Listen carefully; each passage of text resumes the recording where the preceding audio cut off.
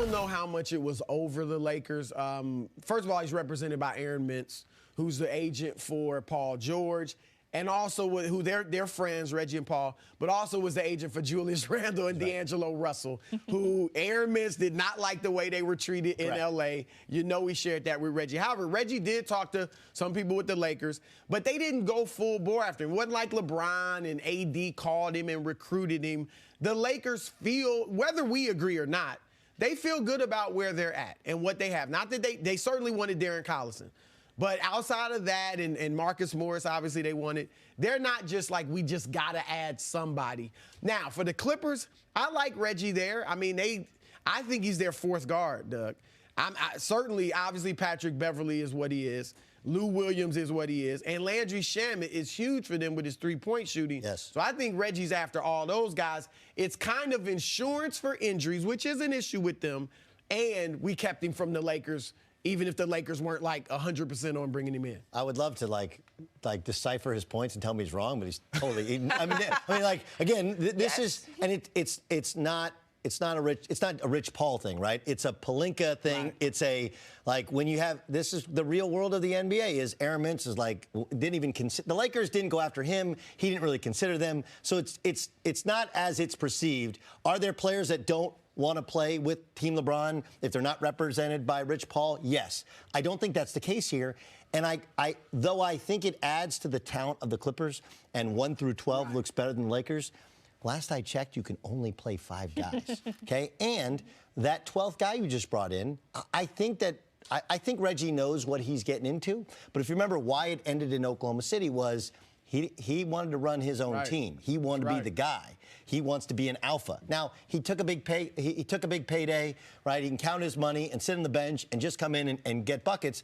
But I kind of think this helps the Lakers, because any minute he's on the court, that means Pat Beverley's not on the court. That means Lou Williams or Landry Shamet's not on the court. And I think the Lakers have a greater respect for what those guys can do in the matchup against the Lakers than what Reggie can do, because he's not what he was when he first came to the Pistons. And I think the big challenge for Doc, and he's been great about it, but you got a bunch of junkyard dogs in that locker room. You got everybody wants a shot, which is great in theory, okay? But in practice, you can only play 5, only one guy shoots, and it sounds great to say, nah, man, I'll play 5 minutes. I'll just clap, I'll wave the towel, until you're the guy clapping and waving the towel, and it's just not fun when you want to be out there. I think this is a big challenge, honestly, for that Clippers bench to keep everybody in line. Patrick Beverley generally does it. He's the alpha, more so than Kawhi, more so than Paul George, and especially now a challenge because it's a guy who could potentially take a couple of his minutes. No, you're making a great point, because talking to some people around the league, that's what they brought up, is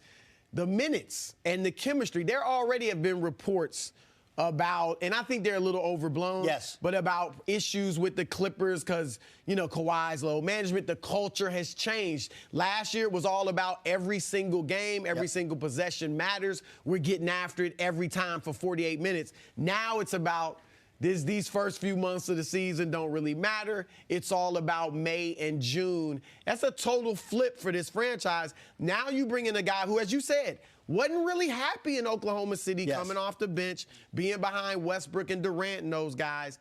How's he going to – because, again, I think you agree with me. He's their fourth guard. And then Kawhi and Paul George handle the ball a lot. So I'm not sure where he fits in. And when he even comes in, he's a talented player. Yes. But does he fit even the way they play? And I talked to some of the people in Detroit last night, and they're like, look, he's matured a lot. I think he can handle it, especially in the hierarchy of that team. But the point you make, which is a really good one, is, look, there are nights, he's probably going to be a guy that plays a bunch on those back-to-back nights, right? Right. Because they're going to try and win more games in the regular season.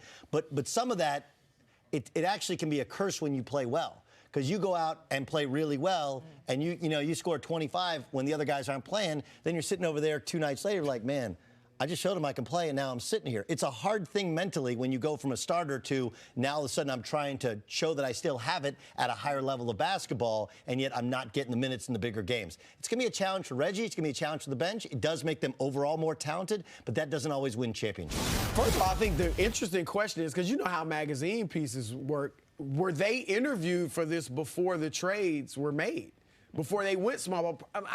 I don't know. I'm guessing it was after, but it may have very well been before because it takes, months sometimes to get articles like this out. However, to answer your question, I don't think so. I think at best they're the third best team in the West. So barring major injuries to the Clippers and the Lakers, I don't think they can get to the conference finals. I think they were better suited to win the championship a couple years ago when they still had Clint Capella and had Chris Paul. And we all know they had Golden State down 3-2. I still feel like Golden State would have won that series if Chris Paul, was out. If he had stayed healthy, I think Golden State would have won. But I don't know that. I mean, maybe the Rockets would have won that series and gone on to win the championship. But when you went ahead and made the trade to Chris Paul for Russell Westbrook, I think this move to small ball was the best thing for your lineup now. Like, this is great for Russell Westbrook because for the first time in his career, the lane is wide open. Even though OKC, you had Steven Adams there, now it's wide open. He doesn't have to sit at the three-point line anymore and wait for Harden to pass him the ball where he was shooting like 23% from three. So if you notice his play, he's averaged darn near 40 points a game since they went to small ball when he's been healthy. So, I also think, Doug, one of the best things about this is that it makes them less Harden-centric. Like, before it was Harden clearly number one, and Russ kind of getting in where he fit in like everybody else. Now, I think it's really a 1-2 punch. These are two co-stars now, and Harden obviously can do his thing, and Westbrook's able to do what he does best. So both of them can kind of maximize their games in this system. And I think they got slightly better than they were a month ago, but I don't think they can win. And they added, of course, 2 players here in the buyout market, right? I mean, I think, DeMarre Carroll. Which I think are good moves for this style of play. Yes, gives them more shooting off the bench, more guys to versatile defenders. Okay, let's start 2 years ago. Okay, 2 years ago was the 27 in a row missed threes. 26 or 27 in a row missed threes. Obviously, you make any of those, but live by it, die by it.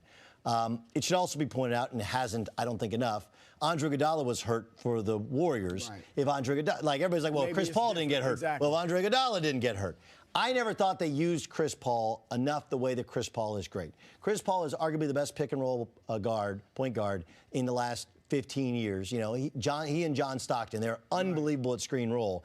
And when you combine the three-point shooting they had around him, so many times Chris Paul was just standing waiting for the basketball, and that's not getting the best value out of that asset. But I agree with the trade of Capella. Even though you want rim protection, Capella has no real value because you can't. Russell Westbrook's not a screen roll guy, right? And they're getting the most out of what they have. And so I think it was a smart move to completely commit to small ball. So first things first, which is the name of the show, but also this needs to be stated. Whomever in the Houston Rockets organization, I want you to watch, whoever convinced Russell Westbrook to stop shooting threes, I commend you. I owe you a steak dinner. Thank you, thank you, thank you, thank you. He can't shoot him, and for the most part, he hasn't shot him. And guess what? His production is better. And they put shooters around him. And while I agree with you, and oh yeah, by the way, the byproduct of it is less James Harden dribbling. I love basketball. I think James Harden's great. I hate watching James Harden play basketball most of the time because he dribbles so much. Like, I get it. But I actually like what they're doing. I like that they're committed to the style, and they're the third best team in the West, which we agree with. But they could screw up the Lakers. They could screw up the Clippers, and here's why. You mentioned the Clippers and the struggles that they're having at times because they don't know who's in their lineup.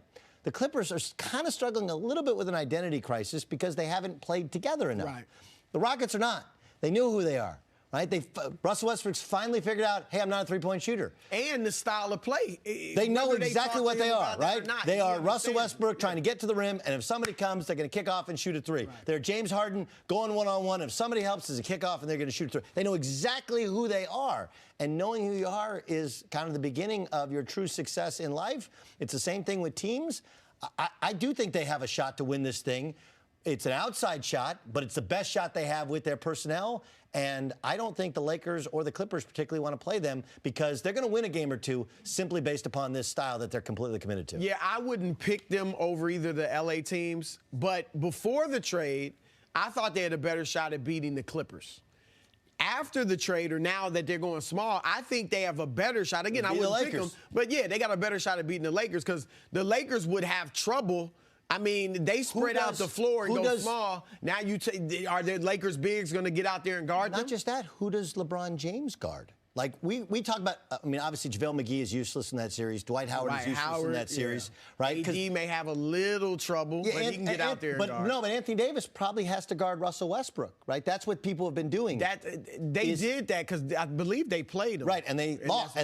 Right, it's like, and then how do you hide LeBron James, who at this point in his career is more of really a help side guy than he is, like, he can't guard James Harden. He can't guard Russell Westbrook. They probably put him on PJ. Right, so, okay, so he's going to guard PJ Tucker and be out of the lane, and he's not able to help, which he's a great, brilliant help side defender now, using his brain at this point in his career. It's a really hard matchup for the Lakers that are not built for that style. It's something they struggle with. So I think it's going to be fascinating to see how this plays out.